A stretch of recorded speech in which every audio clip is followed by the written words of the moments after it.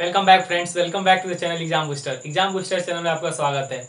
हम लोग लक्ष्मीकांत के पॉलिटी को पढ़ रहे थे, जिसमें हमने हिस्टोरिकल बैकग्राउंड का ऑलरेडी 3 लेक्चर देख लिया है। कल हमने वीडियो काफ़ी लंबा हो गया था, इसलिए वीडियो को हम पॉज कर दिए और ये सेकेंड लेक्चर में आपको प्रोवाइड कराऊँ ताकि ज़्यादा लंबा ना हो और आपको देखने में काफ़ी ईजी लगे। इसलिए मैं ये सेकेंड पार्ट, उसका बचा हुआ पार्ट और नेक्स्ट जो जितने भी अधिनियम बच चुके थे, भारत के जितने भारत को आज़ादी तक के जितने भी अधिनियम हैं, सारे इस वाले लेक्चर में आपको मिल जाएंगे। और इससे रिलेटेड जितने भी क्वेश्चन है आने वाले टाइम यानी नेक्स्ट लेक्चर में मैं आपको अब तक आईएएस में आएगा जितने भी मेंस के क्वेश्चन पूछे हैं मैं आपको यहाँ पे दिखा दूंगा। और आप दिए गए कंटेंट से आप अपने आप को इंटरलिंक करके आंसर राइटिंग करके आप समझ सकते हैं। और प्रीलिम्स टाइप क्वेश्चन यदि आपको डाउट है, इसमें से पढ़ाए हुए में से नहीं आ रहे हैं, तो आप आईएएस के प्रीवियस ईयर उठा के देख सकते हैं, पीसीएस के प्रीवियस ईयर उठा के देख सकते हैं। और अन्य जितने भी भारत में कॉम्पिटिटिव एग्जामिनेशन होते हैं जहाँ पे जीके जीएस पूछे जाते हैं, इंडियन पॉलिटी पूछी जाती है, वहाँ पे आप प्रीवियस ईयर उठा के देख सकते हैं कितना क्वेश्चन इसमें से बन रहा है। चलिए लेक्चर सीरीज को आगे बढ़ाते हैं। वीडियो को पूरा देखें, चैनल को लाइक करें, शेयर करें, सब्सक्राइब करना न भूलें। आइए स्टार्ट करते हैं।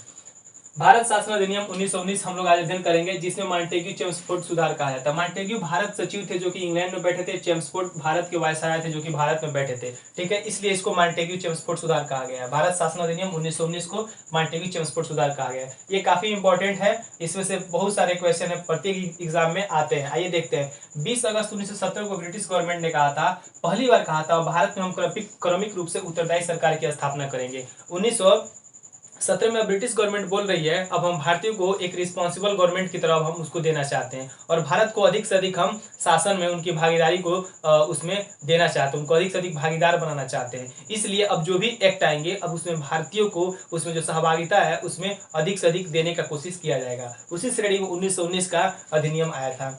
इंपीरियल लेजिस्लेटिव जो काउंसिल था, जो मैंने पहले वाले लेक्चर में आपको बताया था, जो केंद्रीय लेवल पे जैसे आज संसद है तो उसी तरह संसद, अभी हमारे संसद के 2 अंग है, लोकसभा राज्यसभा, लेकिन उस समय इंपीरियल लेजिस्लेटिव काउंसिल एकलौता था। लेकिन अब बोला गया 1919 के एक्ट में अब इंपीरियल लेजिस्लेटिव काउंसिल अब केंद्र में रहेंगे, उसके अब 2 सदन हो जाएंगे। एक सदन को बोला गया काउंसिल ऑफ स्टेट, दूसरे सदन को बोला गया सेंट्रल लेजिस्लेटिव असेंबली। यानी काउंसिल ऑफ स्टेट को उच्च सदन जो आज का राज्यसभा इसका रूप ले लिया है, दूसरा है सेंट्रल लेजिस्लेटिव असेंबली जो आज का निम्न सदन यानी लोकसभा इसका स्थान ले लिया है। तो ये 1919 के एक्ट में काफी इंपॉर्टेंट चीज हुई।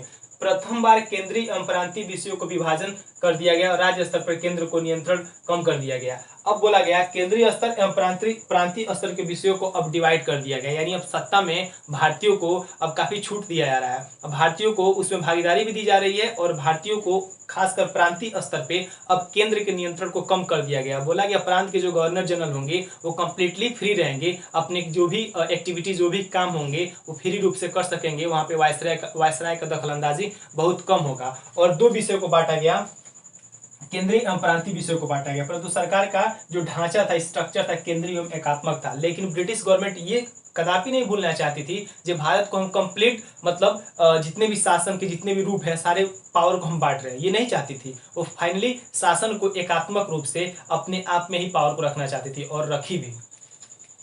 निचले सदन के लिए महिलाओं को वोट देने का अधिकार दिया गया। इससे पहले हमने वोट के बारे में हम लोग कर चुके हैं, लेकिन महिलाओं को वोट के लिए हमने जिक्र नहीं किया था। इसमें बोला गया है निचले सदन में, यानी जो क्या बोलते हैं, ये आपका है सेंट्रल लेजिस्लेटिव असेंबली, निम्न सदन जिसको आज लोकसभा बोलते हैं, इसमें महिलाओं को वोट देने का अधिकार दिया गया। और पृथक निर्वाचन जो हम लोग 1919 का लॉर्ड मिंटो मार्ले अधिनियम हम लोग पढ़े थे, उसमें देखे थे हम लोग पृथक निर्वाचन, सांप्रदायिक निर्वाचन या कह लीजिए कम्युनल अवार्ड की जो बात की गई थी, उसमें अब उसके दायरा को बढ़ा दिया गया। अब बोला गया अब सिखों का सिर्फ सिख ही वोट देंगे, यदि कोई चुनाव हो रहा है उसमें सिख उठेंगे और सिर्फ सिख को ही वोट सिख वाले देंगे। यूरोपीय लोग हैं, जितने भी यूरोपियन कंट्री के जो लोग यहाँ पे है वो उठेंगे तो सिर्फ उनको वोट यूरोपियन लोग ही देंगे।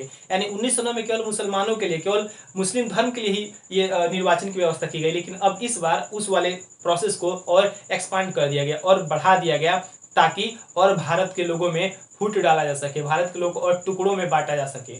ठीक है, और मुस्लिम समुदाय में सीटों की वृद्धि की गई और मुस्लिम समुदाय के लिए जो मार्ले मिंटो सुधार 1909 के अधिनियम में जो पृथक निर्वाचन की बात की गई, अब उनके सीटों में भी इजाफा किया जा रहा। मतलब अब गवर्नमेंट चाह रही है मुसलमानों को अधिक से अधिक प्रायोरिटी दिया जाए, मुसलमानों को अधिक से अधिक सपोर्ट किया जाए, ताकि मुसलमान को लगे कि ब्रिटिश गवर्नमेंट हमारा सपोर्ट कर रही है। और हिंदुओं से मुसलमानों को अलग किया जाए, हिंदू और मुसलमानों के बीच को खाई को और बढ़ाया जाए, ताकि भारत आने वाले टाइम में एक न रह सके, भारत को टुकड़ों में बांटा जा सके। और हुआ भी यही, काफी दूर दृष्टि तक ये सोचते थे अंग्रेज। काफी शातिर दिमाग के थे सब, धूर्त थे सब। निर्वाचन में वोट देने का हो गया। प्रांतीय स्तर पे द्वैध शासन तथा पृथक बजट की बात की। अब प्रांतीय स्तर पे द्वैध शासन की बात की गई है। प्रांतीय स्तर पे द्वैध शासन मतलब अब प्रांतीय स्तर पे जो भी विषय होंगे, जो भी सब्जेक्ट होंगे, जो भी डिस्कस करने वाले, जो भी डेवलपमेंट से रिलेटेड जो भी कार्य होंगे, अब उसको दो पार्ट में बांट दिया गया, ठीक है। और बजट में अब ये जो बजट है, अब केंद्र का बजट से अब प्रांत का बजट अब अलग होगा। 1919 के अधिनियम में ही अब बजट का है, प्रांतीय बजट केंद्रीय बजट से अब अलग कर दिया गया, ठीक है। और प्रांतीय स्तर पे द्वैध शासन ला गई है। द्वैध शासन क्या था? डुअल गवर्नेंस क्या था? एक थे आरक्षित विषय, यानी कार्यपालिका को दो भागों में बांट दिया गया था। यानी कार्यपालिका क्या करती थी? पहले कार्यपालिका ही सब कुछ संभालती थी और यो कार्यपालिका जो था वो केंद्रीय लेवल पे ज्यादा उसका पावर होता था। लेकिन अब कार्यपालिका को अब तो ऐसे प्रांत वालों को स्वतंत्रता दे दिया गया था और प्रांत में ही अब विषयों को दो भागों में बांट दिया गया था ताकि अधिक से अधिक शासन में पारदर्शिता, ट्रांसपेरेंसी लाया जा सके। और कार्यपालिका के दो भाग में बांटे, एक था आरक्षित विषय, एक था हस्तांतरित विषय। यानी बोला गया अब प्रांत में जो भी काम होंगे, जो भी विषय होंगे, उसको दो भाग में बांटा जाएगा। एक विषय होंगे जिसपे कंप्लीटली उस प्रांत के गवर्नर जनरल का उस पर अधिकार होगा और दूसरा गवर्नर जनरल के साथ साथ जितने भी उस लोकल लेवल से चुने हुए उसमें जो गए होंगे मेंबर, वो दोनों लोग मिलकर कानून बनाएंगे। लेकिन फिर भी मैं बोल रहा हूँ आपको, वो जो अंग्रेज थे काफी धूर्त थे, वो चाहते नहीं थे भारतीयों को अधिक से अधिक सत्ता में उनकी पार्टनरशिप या साझेदारी को बढ़ाया जा सके। तो फाइनली जो भी इंपॉर्टेंट आरक्षित विषय में क्या थे? वित्त थे, पुलिस थे, सिंचाई थे, ये प्रांतीय गवर्नर के हाथ में था। अब बताइए, जब तक मैं किसी को पैसा नहीं दूंगा तो क्या वो कृषि में सुधार कर सकता है? जब तक मैं पैसा नहीं दूंगा शिक्षा में सुधार होगा? जब तक मैं पैसा नहीं दूंगा स्वास्थ्य में सुधार होगा? ये सारी चीजें आरक्षित विषय के अंतर्गत थी। और ये आरक्षित विषय पे कमांड किसका होता था? प्रांतीय गवर्नर जनरल और उसके मनोनीत, यानी गवर्नर जनरल के अपने जो चापलूस होंगे और गवर्नर जनरल है उनके हाथ में था। और ये जो काम थे कृषि, शिक्षा, स्वास्थ्य, जो पैसे के बिना खड़े ही नहीं हो सकते, पैसे के बिना इनके बारे में सोचा ही नहीं जा सकता, वो सब निर्वाचित मंत्रियों के आधार पे था। यानी निर्वाचित जो लोकल लेवल पे जितने भी मेंबर निर्वाचित करके गए हैं, चुन के गए हैं, वो काम करेंगे। अब बताइए, इनको कृषि से रिलेटेड कोई सुधार करना है, शिक्षा से रिलेटेड कोई रिफॉर्म करना है, हेल्थ सेक्टर से रिलेटेड कोई रिफॉर्म करना है, तो फिर इनको पैसा कौन देगा? आखिर इनके किसके सामने हाथ आके फैलाना होगा? गवर्नर जनरल के सामने हाथ फैलाना होगा। और गवर्नर जनरल क्या है? अपने मनोनीत सदस्यों के साथ एक बॉडी बना के है। तो कहीं ना कहीं अंग्रेज कंप्लीट भारत को आजाद नहीं करना चाहते, कंप्लीट भारत में प्रांतीय स्वायत्ता कंप्लीट नहीं देना चाहते, अभी भी वो भारत को अधिक से अधिक लूटना चाहते थे, इतने स्वार्थी थे सब, ठीक है। अब ब्रिटेन में एक उच्चायुक्त नामक नए पद का गठन किया गया, एक हाई कमिश्नर नामक एक नए पद का गठन किया गया, जिसको बोला गया उच्चायुक्त। अब इसका काम क्या था? शैक्षणिक एवं व्यावसायिक हितों पे भारत में रिसर्च करेगा। यानी भारत में शिक्षा से रिलेटेड और प्रोफेशन और कॉमर्स से रिलेटेड, व्यवसाय से रिलेटेड वो क्या करेगा? देख रेख करेगा। यानी अब अंग्रेजों को भी लग रहा था जो भारत के लोग अब पढ़े लिखे हो रहे हैं, भारत के लोग अब एजुकेटेड हो रहे हैं, अब भारत में अब रिफॉर्म से लेके, शिक्षा से लेके और व्यवसाय से लेके काफी चीजें अब वहां पे डिमांड की जा रही हैं। अब कोई भी देश, इतना बड़ा देश को चलाना इतना आसान काम नहीं होता है। तो उनको लगा था यदि हम प्लान वे में अगर उनके मांगों को नहीं हम मानते हैं, तो जैसे 1857 का रिवोल्ट हुआ तो काफी पहले हुआ था, लेकिन वो रिवोल्ट अब जो होगा वो काफी भयानक होगा। तो इसलिए उनको लग रहा था अब धीरे धीरे रिफॉर्म करने की जरूरत है। जब रिफॉर्म भी कोई करेगा तो उसके लिए एक कमीशन चाहिए, एक आयोग चाहिए। अचानक तो कोई रिफॉर्म कर नहीं सकता है। जिस क्षेत्र में मैं स्पेशलिस्ट हूँ, जाहिर नहीं मैं इस क्षेत्र में दूसरा कोई भी स्पेशलिस्ट हो, तो उसको देखते हुए ब्रिटेन में उच्चायुक्त नामक एक नए पद का गठन किया गया। और वो क्या करेगा? शैक्षणिक एवं व्यावसायिक हितों को भारत में सुरक्षित रखने के लिए या उसके डेवलपमेंट से रिलेटेड जो भी काम करेगा उसको ये अधिकार दे दिए गए। भारत सचिव का जब वेतन है अब ब्रिटिश राजकोष से दिया जाने लगा। अब पहले जो भारत सचिव जो 1857 के बाद हम लोग बोले थे 1857 की क्रांति हुई, 1858 का अधिनियम आया, उसमें भारत सचिव नामक नए पद का गठन हुआ था, नए पद का सृजन हुआ था। उसमें उस समय जो उनके वेतन का जिम्मेदारी था वो भारत के खजाने से ही था, भारत के राजकोष से ही था। लेकिन अब अंग्रेजों को लगा नहीं, भारत सचिव का जो वेतन है अब ब्रिटिश राजकोष से दिया जाने लगेगा। और ये बताना भी चाहते थे भारतीयों को, देखो जी अब भारत सचिव को भी मैं अपने यहाँ से हम लोग सैलरी दे रहे हैं, देखो अब हम कितना अच्छा काम कर रहे हैं, भारत में हम कितना अच्छा सुधार कर रहे हैं। फिर 1926 में सिविल सेवकों की भर्ती के लिए यूपीएससी, जिसको हम बोल सकते हैं केंद्रीय लोक सेवा आयोग का गठन किया गया। आज जो हम यूपीएससी, आप और हम सिविल सर्वेंट बनने का जो ख्वाब देखें, जो सपना देख रहे हैं, यही 1919 के अधिनियम के तहत आया, जिसमें क्या यूपीएससी की बात करी गई, केंद्रीय लोक सेवा आयोग की बात की गई। और प्रत्येक 10 वर्ष के बाद वैधानिक समीक्षा की जाएगी। जैसे 1919 में एक्ट आ गया, अब बोला गया 10 साल बाद 1929 में फिर से एक वैधानिक रिपोर्ट आएगा, एक आयोग बैठेगा, उस पर रिसर्च करेगा, 10 साल बाद फिर से हम एक नए संवैधानिक सुधार की ओर आगे बढ़ेंगे और भारत को अधिक से अधिक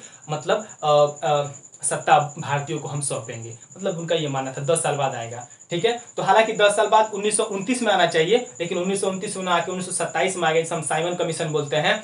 उसके पीछे कुछ पॉलिटिकल इश्यूज हैं। जब मैं इंडियन ज्योग्राफी जिसमें इंडियन हिस्ट्री, मॉडर्न हिस्ट्री जब मैं आपको पढ़ाऊंगा तो उसमें मैं आपको बढ़िया से एक्सप्लेन करूंगा क्यों 1929 में आने के बजाय 1927 में साइमन कमीशन आ गया, क्यों साइमन कमीशन को बैक किनारे लगे, काले झंडे दिखाए गए, पूरे भारतीय जितनी पॉलिटिकल पार्टीज थी सब उसका विरोध की। ये सब मॉडर्न हिस्ट्री का पार्ट हो जाता है। अभी तक 1919 का अधिनियम में इतना ही था। ठीक है, 1919 के बाद नया आता है 1935 भारत शासन अधिनियम।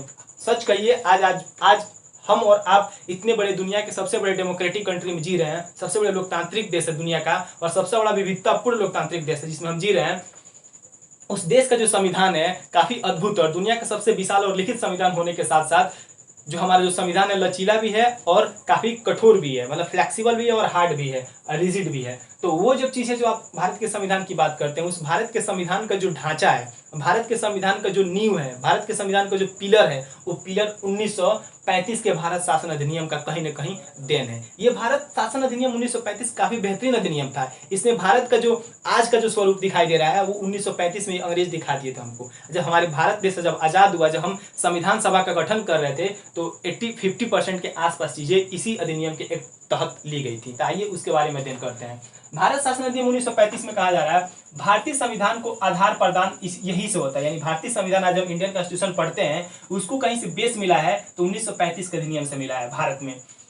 और फिर भारत में उत्तरदायी सरकार की स्थापना किया गया। अब बोला गया 1919 में जो हम लोग सुधार किए थे अब उस सुधार को और आगे बढ़ा रहे हैं और 1935 के एक्ट में और हम सुधार को और विस्तृत करना चाहते हैं और रिस्पॉन्सिबल गवर्नमेंट यानी उत्तरदायी सरकार की स्थापना हम करना चाहते हैं। और इस जो 1935 का भारत शासन अधिनियम था इसमें 321 धाराएं तथा 10 अनुसूचियां थी, 321 सेक्शंस और 10 स्केड्यूल थी सब। ठीक है, ये पॉइंट था। फिर ब्रिटेन में भारत परिषद को समाप्त कर दिया गया। इंडिया हाउस में बताया था गठन किया गया था भारत सचिव के अंतर्गत। इंडिया हाउस नामक एक बॉडी था, उसमें सारे लोग मिलकर भारत सचिव को हेल्प करते थे ताकि ब्रिटेन में बैठे लोग भारत का शासन चला सके। उसको अब समाप्त कर दिया गया, उसको अब समाप्त कर दिया और भारत सचिव सलाह के लिए सलाहकारों की नियुक्ति की। और भारत परिषद जो इंडिया हाउस नामक जो बॉडी था उसको समाप्त कर दिया, लेकिन भारत सचिव अभी भी थे और भारत सचिव के बस एक सलाहकार नियुक्त किए गए, अपॉइंटमेंट किए गए जो भारत सचिव को सलाह देंगे और उसी के अकॉर्डिंग भारत सचिव कार्य करेंगे। ठीक है,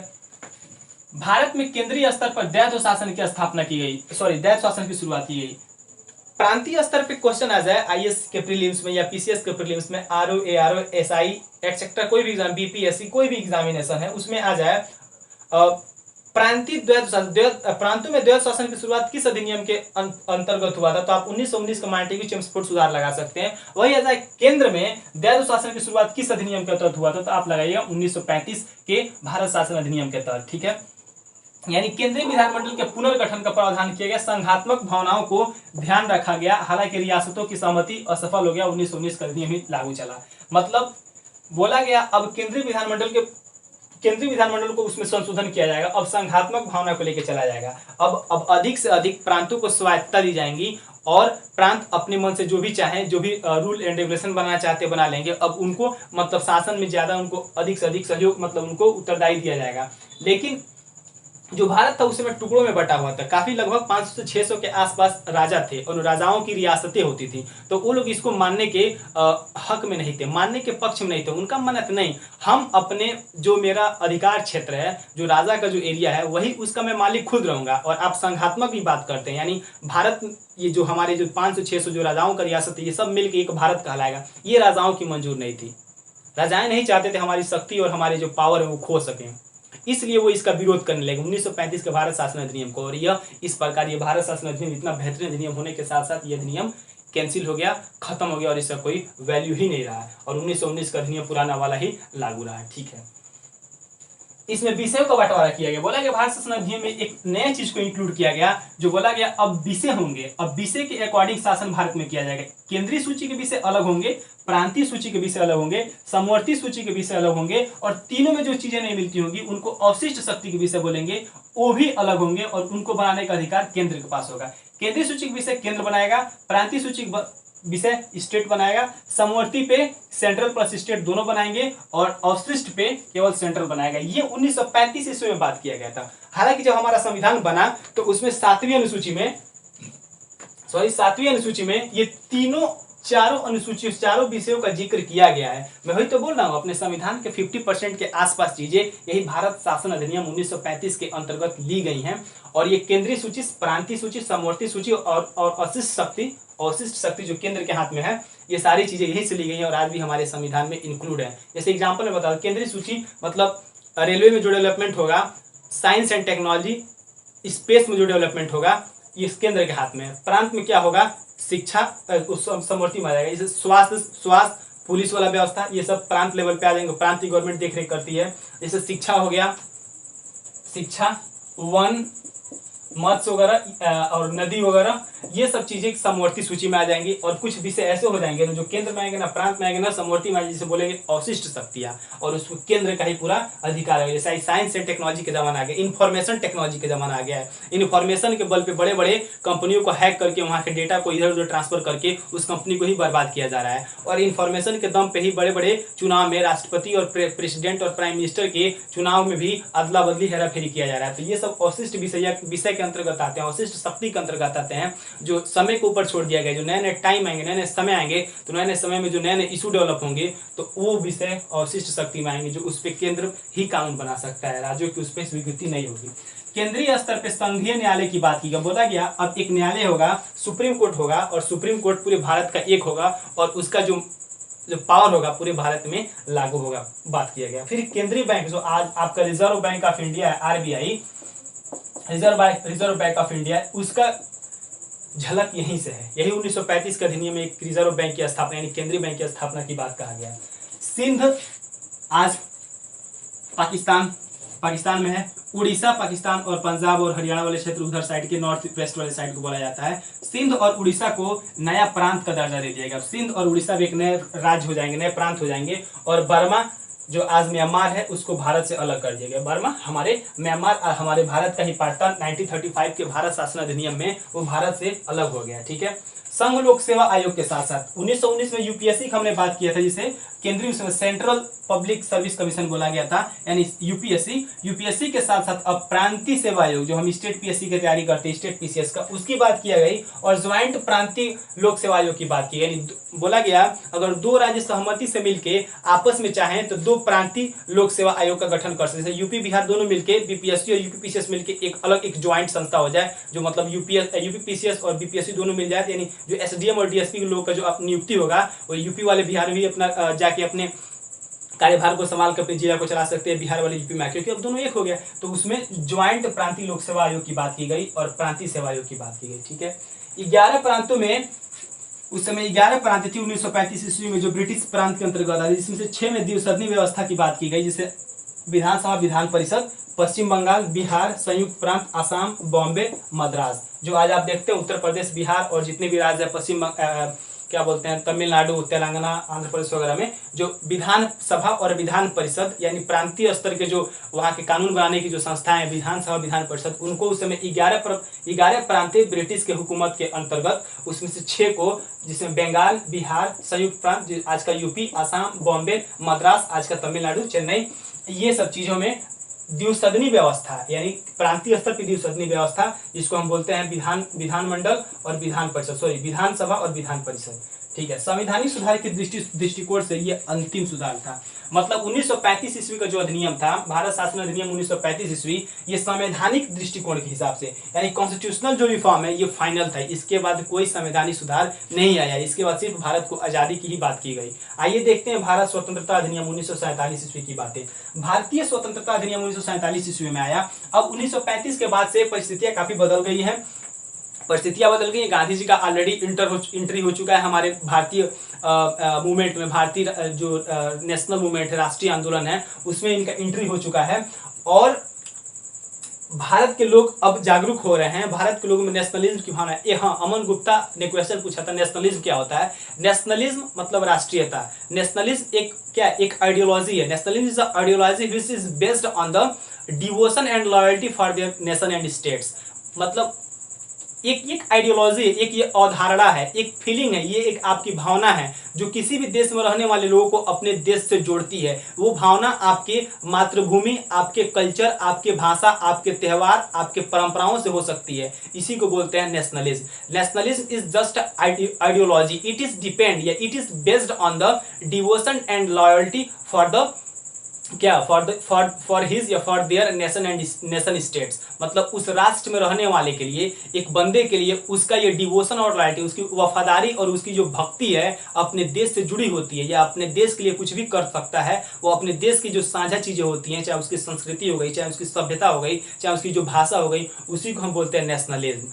और जब मैं इंडियन हिस्ट्री पढ़ाऊंगा, जिसमें मॉडर्न हिस्ट्री में जब पढ़ाऊंगा, तो मैं बताऊंगा राष्ट्रवाद क्या होता है, व्हाट इज नेशनलिज्म, और उग्र राष्ट्रवाद क्या होता है। मतलब आप अपने ही राष्ट्र को बेटर मानते हैं, दूसरे राष्ट्र को बेटर नहीं मानते हैं, उसको बोलते हैं उग्र राष्ट्रवाद। ये सब सारी चीजें बताऊंगा। तो अमन गुप्ता, आपका डाउट है मैं क्लियर करिए, नेशनलिज्म क्या होता है। ये जस्ट एक आइडियोलॉजी, एक अवधारणा है, ये आपका एक थॉट, ये आपका विचार है, ये आपका फीलिंग है, आपकी भावना है जो आपको अपने देश से अटैच करती है। जैसे आप इंडिया और पाकिस्तान या इंडिया और अन्य किसी भी देश का जब आप मैच देखते हैं, जब हमारे देश का जब कोई क्रिकेटर शतक मारता है या हमारे देश का जो टीम जीतती है, आपके अंदर जो अपने देश की उस समय जो फीलिंग होती है, जो तिरंगा लेके आप वेव करते हैं, हवा में लहराते हैं, या जो भी आप एक्टिविटीज करते हैं, जो खुशी आपको फील होता है, वो एक नेशनलिज्म की फीलिंग आपको देता है। या अभी जो पुलवामा अटैक हुआ था, हमने पाकिस्तान में घुस के मुजफ्फराबाद में जो हमने स्ट्राइक किया था, उस समय भारतीयों के अंदर जो एक फीलिंग आया था, हाँ हम कितने इस समय गर्वान्वित फील कर रहे हैं, मतलब पाकिस्तान को हम सबक सिखा के,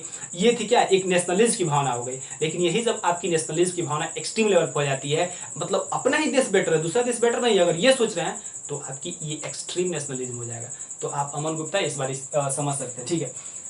ये था आपका भारत शासन अधिनियम 1935, ठीक है, ये संविधान। अब आते हैं भारतीय स्वतंत्रता अधिनियम 1947। मैं बोल रहा था अब भारत में आजादी की मांग बढ़ने लगी थी, अब भारत को आजाद देना चाहिए, आजादी देना चाहिए। ब्रिटिश पीएम उस समय क्लीमेंट एटली बने थे। क्लीमेंट एटली बोले थे अब 20 फरवरी 1947 ईस्वी क्लीमेंट एटली घोषणा करते हैं कि 30 जून 1948 ईस्वी को भारत को आजादी यानी हम दे देंगे, यानी 30 जून 1948। अब 15 अगस्त 1947 कहां से आ गया सर, आप तो बोल रहे हैं 15 अगस्त 1947 को देश आजाद हुआ था, लेकिन ये बोले थे 30 जून 1948 ईस्वी को भारत को आजाद कर दिया जाएगा। लेकिन एक साल पहले ये घटना क्यों घट गया? जी हाँ, जैसे क्लीमेंट एटली बोले थे भारत को 30 जून 1948 को आजादी दे दी जाएगी, उसी बीच मुस्लिम लीग मोहम्मद अली जिन्ना के नेतृत्व में लगा अब तबाही मचाने लगा, वो सांप्रदायिकता की भावना, हिंदू मुस्लिम में लड़ाई लगे कराने, इतने दंगे हो गए, इतने रक्तपात, इतनी खून की नदियां बह गई।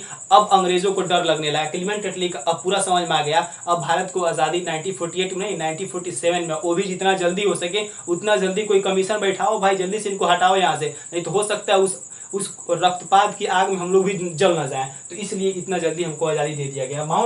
तब तुरंत माउंटबेटन को बुलाया गया। माउंटबेटन जो कि काफी अच्छे बोला जाता है, एक लीडरशिप इनके पास थी, एक नेतृत्व की गुण था, सेकेंड वर्ल्ड वॉर में ब्रिटेन की ओर से नेतृत्व किए थे, तो उनको बुलाया गया।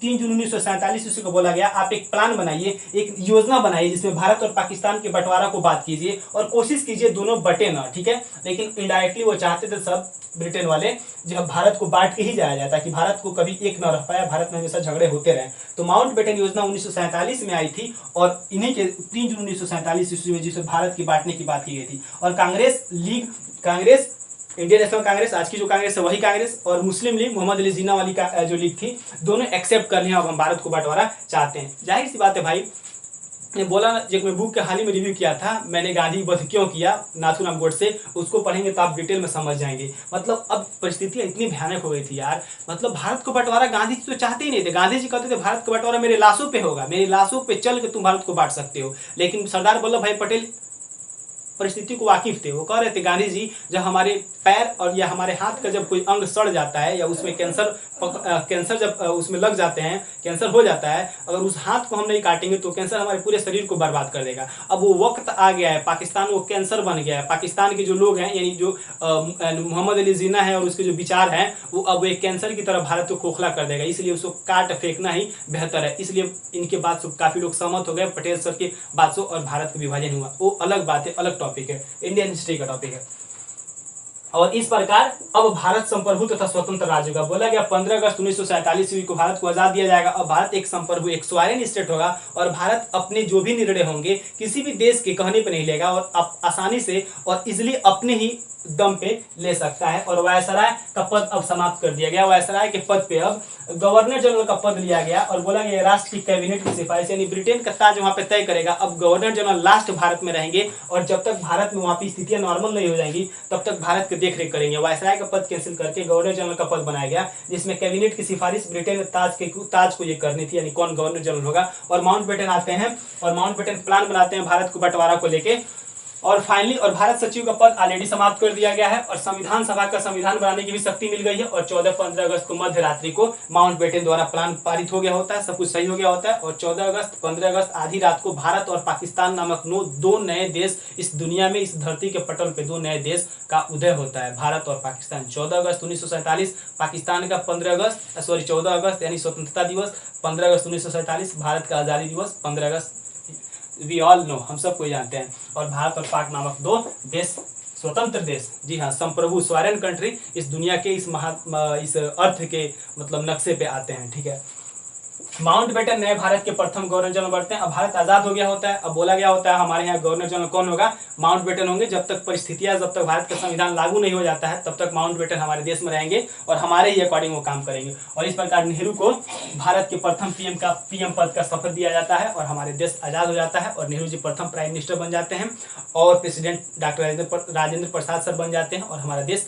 आजाद हो जाता है। तो ये थी ऐतिहासिक पृष्ठभूमि से रिलेटेड, जितने भी प्रीलिम्स से रिलेटेड फैक्ट पूछे जाते हैं या पूछे जाने की संभावना है, मैंने आपको बताया। और उसके साथ साथ मेंस में कुछ बहुत बेसिक चीजें हैं जो मतलब आपको बेस तैयार करेंगी आपको मेंस में आंसर राइटिंग से। वो बेसिक चीजें मैंने आपको दे दिया ताकि जब आपका पेन आपका जब चलने लगे और कॉपी पे तो आपका मेंस का आंसर राइटिंग हो सके। ये थे चीजें। उम्मीद करते हैं दोस्तों ये आपको काफी अच्छा लगा तो चैनल को शेयर करें, लाइक करें, सब्सक्राइब करें और साथ साथ वीडियो को पूरा देखें। उम्मीद करते हैं अगला पार्ट भी इससे बेटर होने वाला है। Thank you.